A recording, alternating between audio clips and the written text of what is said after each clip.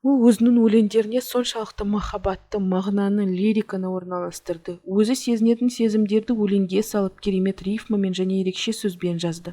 Өзі өмір бойы өтірік, күншілдік пен сатқындықтың тұңғиық шегіне жеткеніне қарамастан, қазақтың поэтикалық ойы мен формасын бұрын-соңды болмаған биікке көтерді. Бұл өз халқына және мәдениетіне керемет мәңгілік мұра сыйлаған адам. Көптеген жылдар бойы шығармашылығы романтиктердің жан дүниесін қозғаған және оның бейнесі махаббаттың нақты көрінісіне айналған тұлға Мұқағали Мақатаев. Мұқағали, дәл осы мейірімді, ұлағатты есім қазақ әдебиеті тарихында мәңгі қалады. Оны сүйікті ұлына анасы берген. Оған Мұхаммедқали деген есім тым қатал және байыпты болып көрінеді. Пайғамбардың өзіне аттас болу үлкен жауапкершілік. Бірақ Мұқағалидың өзі бұл жауапкершіліктен ешқашан қорықпаған.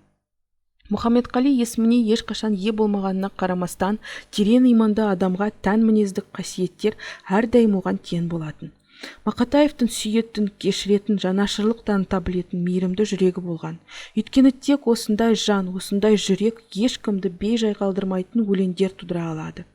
Ол 1931 жылы 9 ақпанда Хантенгри тауының етегінде орналасқан Қарасас ауылында дүниеге келеді. Ол өзінің туындыларында қоршаған әлем, табиғат, оның санасында жасампаздыққа деген құштарлықты тудырған екенін айтатын. Мақатаев Сулейман мен Найманның отбасында Мұқағали тұңғыш туды және оған ерекше үміт артылды. Баланың ата-анасы қарапайым еңбекқор адамдар болды және балаларын еңбекке деген сүйіспеншілікпен және адалдық пен әділеттік бәрінен маңызды екенін түсініп тәрбиеледі. Мұқағали Мақатаев өміріндегі алғашқы 10 жыл ең бақытты болған шығар. Содан кейін соғыс басталады. Майданға аттанып бара жатып, әкесі ұлын кеудесіне басып, енді ол үйдің үлкені екенін, анасы мен кіші балалары үшін жауап беретіндігін және олардың бәрінен қорғай отырып, оларға қамқорлық жасау керектігін айтады. Баласы әкесінің бұйрығын өмірінің соңына дейін есте сақтайды. Ол көптеген жылдар бойы бүкіл отбасына тірек болады. Бірақ соғыс пен жоқтық оның әдебиетке деген сүйіспеншілігін өлтірмейді. Егер бос уақыты болса, Мұқағали кітапты алып оқиды.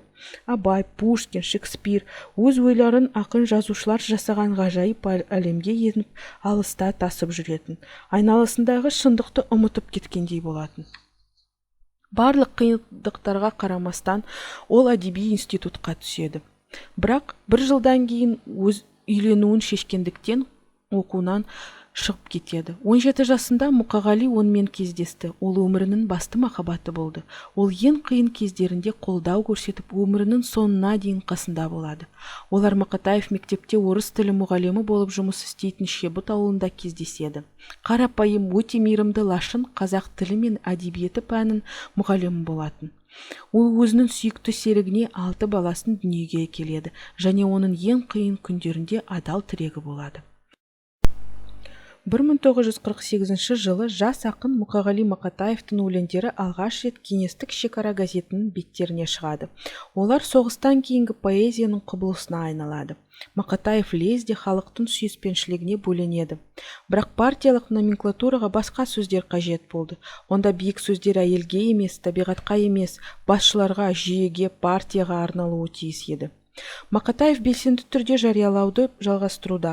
1951 жылы жастар жыры жарық көреді, ал 1962 жылы социалистік Қазақстан газетінде Апассионата поэмасы жарық көрді. Соның арқасында Мұқағали Мақатаевтың есімі қазақстандық үздік ақындар тізіміне енеді. Әкесінен ерте айырылған ол өзінің 4 қызы Ләззат, Майгүл, Алмагүл, Шолпан мен 2 ұлы Жұлдыз бен Айбарды қамқорлығымен қоршайды. Оларды өсіру оңай болған жоқ. Жазушының еңбегі үшін аз ақша төлейді, ал көп балалы отбасында жеке пәтері де болмайды. Бірақ ол оларға әке жылуы мен сүйіспеншілігін сыйлайды. Бірде Мақатаевтың үйіне қиындық келеді. 11 жастағы қызы Майгүлді мектептен үйіне келе жатқанда мотоцикл жүргізушісі қағып кетті. Әкесі үшін бұл ажалдың соқтысы күшті болғаны соншалықты, ол өмірінің соңына дейін өз қалпына келе алмады. Ол бұл соққыдан қатты қайғырып, тек жұмыстан ғана жұбаныш табады. Ақын өміріндегі қара жолақ аяқталатындай көрінген кезде ол енді басталған болып шықты. Көп ұзамай ол барлық қолжазбалармен бірге портфолиосын жоғалтады. Ал 1971 жылы ол жұмыстан шығып қалады. Осы сәттен бастап Мақатаевтар отбасы өмір сүру үшін күресін бастайды. Ақынның күнделіктері. Бүгін оларды оқи отырып, сіз оған төзуге тура келген барлық азап пен үмітсіздікті сезінесіз. Тыңдаңыз. 1973 жыл 7 желтоқсан. Жаңа жылы менің жұмыссыз қалғаныма 1 жыл болады. Менің ақындық тағдырыма лағнет етемін. Мені қоршаған ортаға, мені өз жүрегімен және жанымен берілген ортаға 3 есе лағнет айтамын. Мен қорлық күндерімді өткізіп, маған азаптан басқа еш нәрсе әкелген жоқ.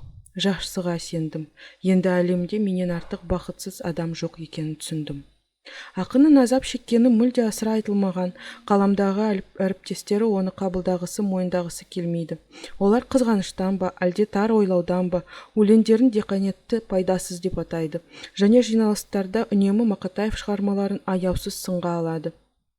Ақын қатты уайымдап, жүрегі ауыра бастайды. Ол бөлікші еді. Қазақ Есенина бұл жүйеге ілесе алмады. Партияның нұсқауымен емес, оның жаны жазғандай жаза алды. Бірге жиналыстардың бірінде Мұқағали Мақатаев өзіне өте қатал сөз сөйлеуге мүмкіндік берді, және мұны Мәскеуден келген бақылаушылардың қатысуымен жасады. Бұл қылығы үшін ол залдан күшпен шығарылып тастады. Осыдан кейін оның алдында барлық есіктер жабылды. Жұмысы жоқ, 5 баласы бар, өз шаңырағы жоқ. Ақын тап болған жағдай өте қиын болды. Бүкіл отбасымен олар бір алынбалы бұрыштан екінші алынбалы бұрышқа кезіп жүрді.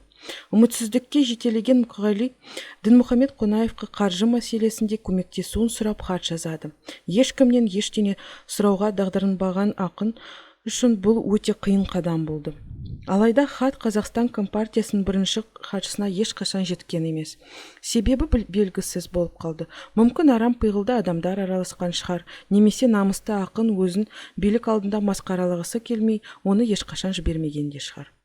Ол жанына жақын болып қалған Алматының көшелерімен жүріп келеді. Түсіне алмайды. Неліктен, не үшін? Оның поэзиясы соншалықты жаман ба?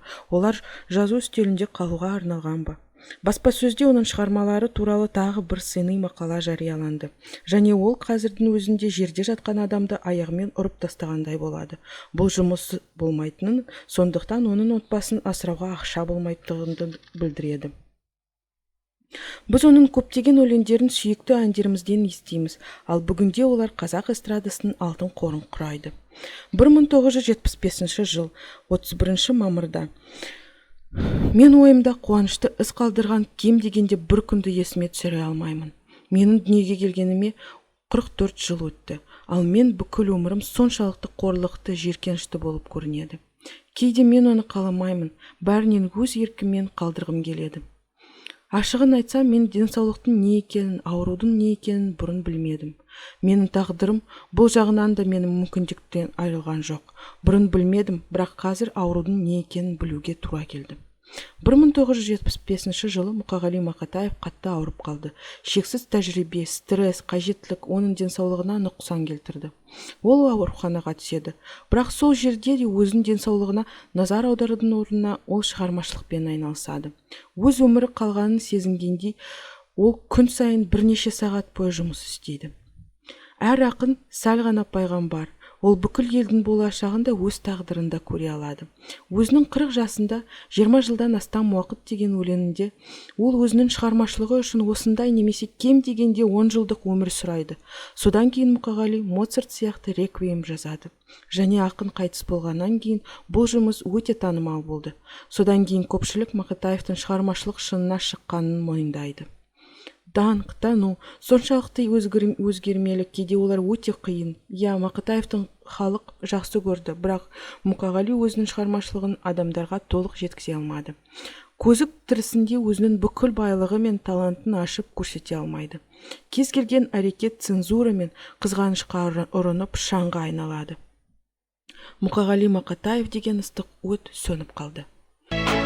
Сенің көзің түпсіз терең, тұңғиықтан жаралған, сонда жатыр менде жүрген, орындалмас бар арман. Сенің жүзің көктегінен, жерде гүлден нәр алған, шашың сенің жан баспаған, жапандағы қар орман. Сенің жүзің көктегінен, жерде гүлден нәр алған, шашың сенің жан баспаған жапандағы қар